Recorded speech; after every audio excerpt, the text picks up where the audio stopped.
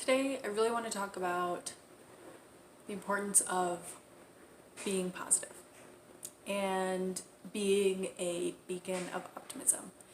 And the reason why I want to talk about this is because I think for a lot of us, we either were raised in environments where we weren't allowed to feel our feelings or speak our truth.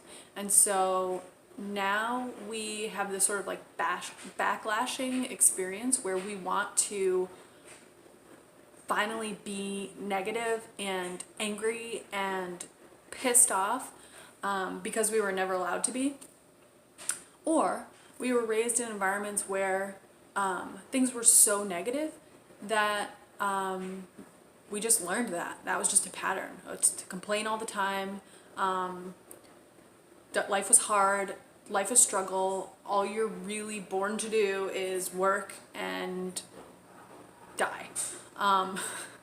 And it's like sad, but it's true. That's like our society. That you know, it's not just about your parents or your upbringing, but it's about our society. That's how we are shaped and formed.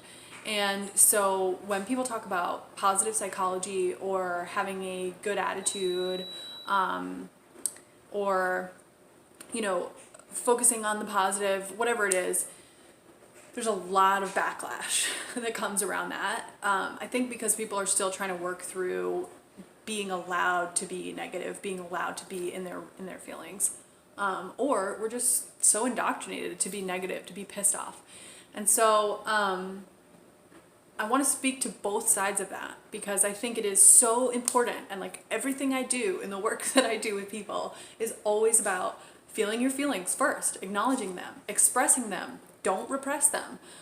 We want to look at what's bothering us and figure out the real thing that's bothering us, you know, because a lot of times we're not facing the real thing that's bothering us. We're getting triggered by something and we think that's what's pissing us off, but really it's something that happened 3 weeks ago with our partner that we never dealt with. And so now we've just been in this irritable state all along and every little thing is driving us nuts. So there's so much to that, to being honest, being true to ourselves, acknowledging the negative experiences that we're having and all of our feelings and thoughts around it. But the fact of the matter is, the real true point of doing that is so that we can express them and put it out there and then let it go and move on to something better, move into our healing experience.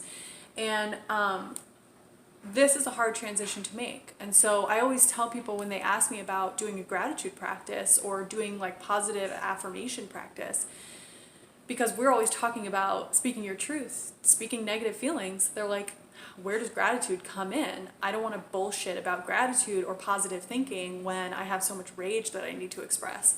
And so the fact is, you have to find a way to get all those negative feelings and thoughts out there first, or else your gratitude practice, your positivity practice isn't going to feel genuine to you and it's not going to do shit for you. So, you know, find a way to do the work and then let it go and move on. Find something to feel good about. Because if you just stay mired in your madness all the time, you're really not healing either. You know, this is a transitioning process to moving towards the healing that is coming for you every single day. And every single day is a step in that process. So you may have experiences of miraculous expansion and healing, but for the most part, this is a lifelong process where we have negative experiences, we have positive experiences, and we got to work our way between each one. But ultimately, the goal is to be at peace, to be happy. And so finding your way there in as many moments throughout the day as you can genuinely do so is going to change your life forever. And if you want to know what I'm talking about with doing the work and finding ways to express all the negativity and get that stuff out there so that you can let it go, just ask me. Or, you know, follow me because you'll see I post about it constantly.